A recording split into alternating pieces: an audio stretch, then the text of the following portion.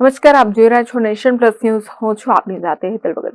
ગીર સોમનાથના કોડીનાર નગરપાલિકામાં પ્રમુખ તરીકે આબિદા નકવીની વરણી કરવામાં આવી છે.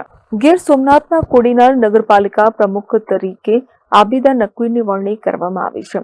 ઉપપ્રમુખ તરીકે શિવાભાઈ સોલંકીની વરણી કરવામાં આવી છે, તેમજ કારોબારી ચેરમેન તરીકે વિવેક મેરની વરણી કરવામાં આવી છે.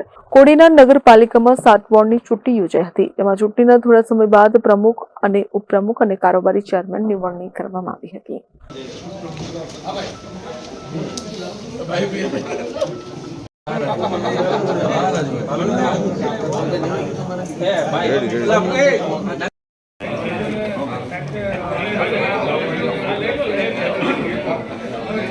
Mahesh Dodiya, nation plus news, Gir Somnath. સમાચારોના સતત અપડેટ મેળવવા માટે અમારી નેશન પ્લસ ન્યૂઝની યુટ્યુબ ચેનલને સબસ્ક્રાઇબ કરો, બેલ આઇકન દબાવો અને જોડાયેલા રહો ફેસબુક, ઇન્સ્ટાગ્રામ અને ટ્વિટર પર.